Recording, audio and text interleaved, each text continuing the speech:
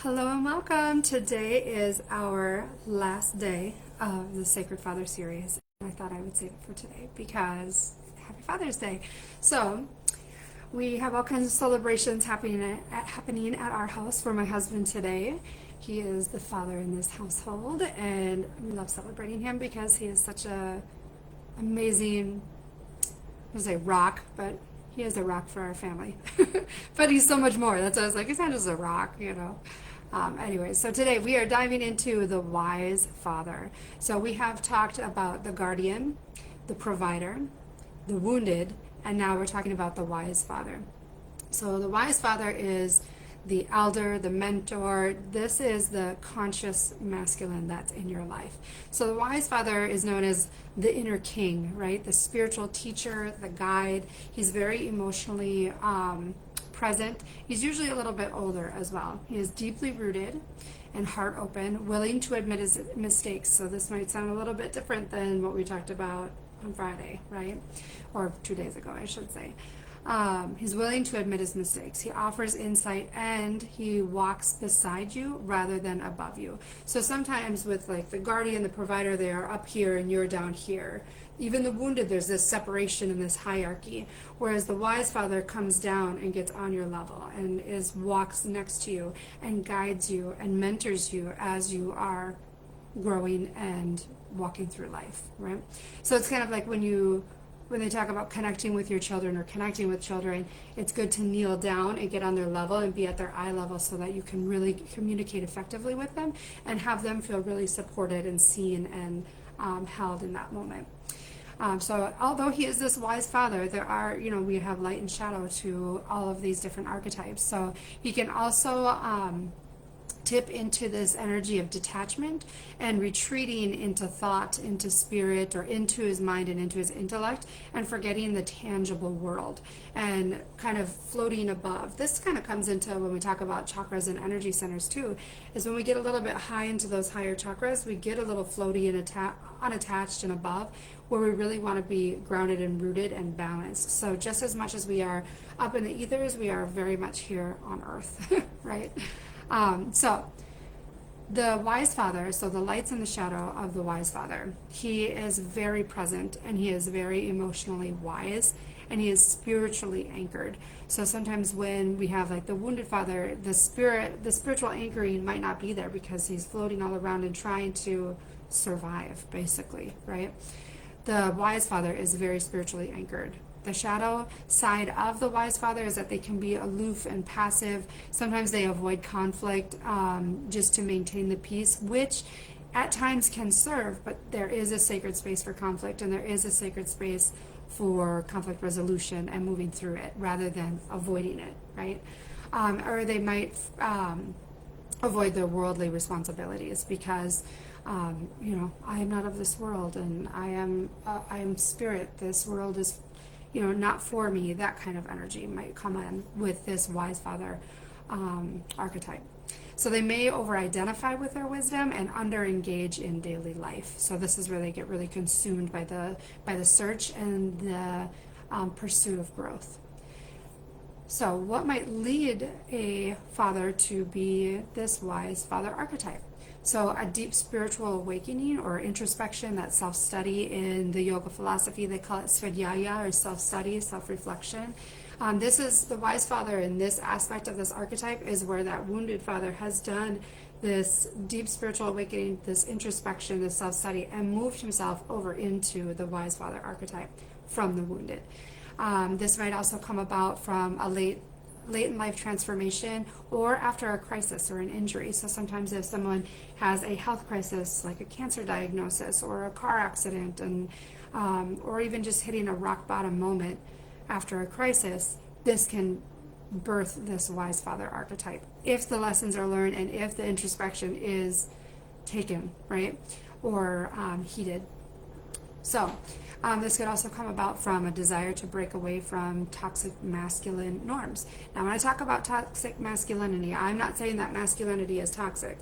Healthy, divine masculine energy is so needed, and that's what we're lacking. We need more masculine energy that is healed and whole, and that's where the wise father comes in.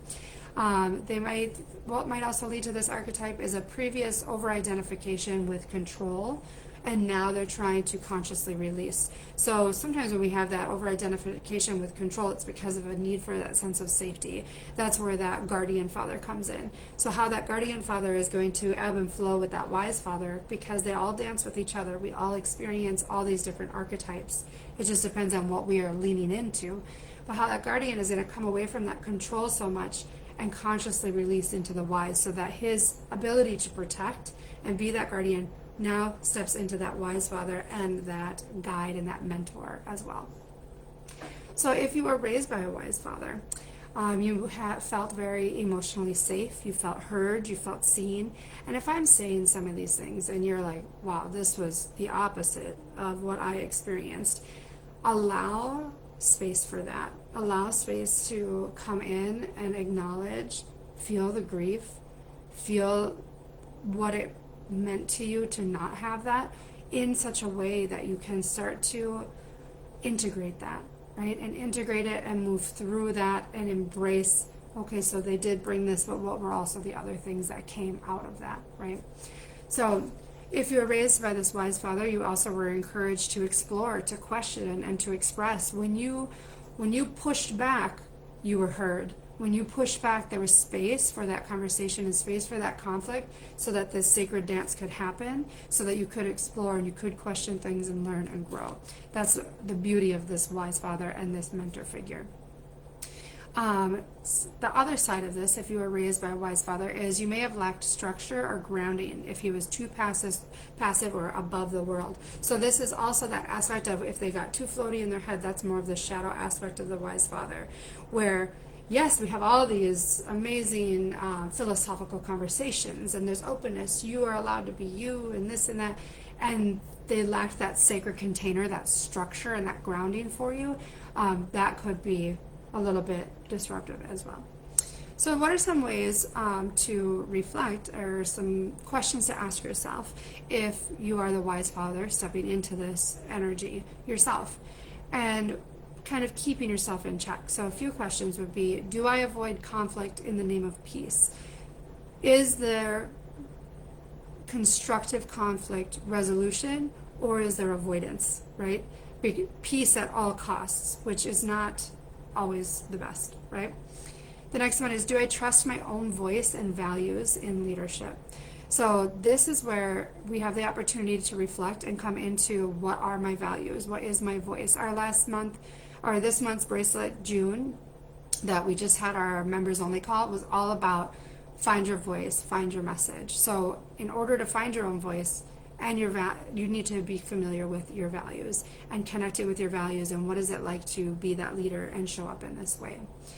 And then the last question is, do I overthink instead of engage? This is about you have everything that you've learned, right? You can intellectualize all of it, but have you integrated it into your body, into your life, into your nervous system, so that you can then step forward and engage with all of these life lessons and inhabit being that wise father archetype. So in conclusion, the wise father archetype, his sacred invitation. Now remember, they all have a sacred invitation. The wise father is the elder that the world needs. This is that divine, healed, masculine energy. They are connected to truth, willing to lead, but no longer driven by their ego. So they show up with their spiritual side, not their ego side. Their big S self instead of the little s self. He becomes a sacred guide in helping others rise while staying rooted in real life love and responsibility. So we were talking about the different styles of bracelets that we have that would help to embody these. I left them all at my studio and I'm at home right now.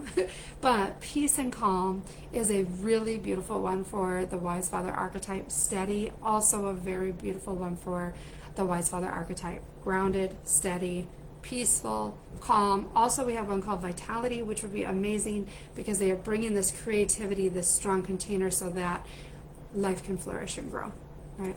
So that is the wise father. Thank you so much for joining me on this journey of the Sacred Father series. Happy Father's Day. I know you're not supposed to save things in videos because it dates them or shows when it was, but it's Father's Day. Happy Father's Day. Happy Father's Day to all the different men, all the different fathers out there, wherever you are on your journey. And we appreciate you, we need you, we love you, and may your journey be filled with joy. All right.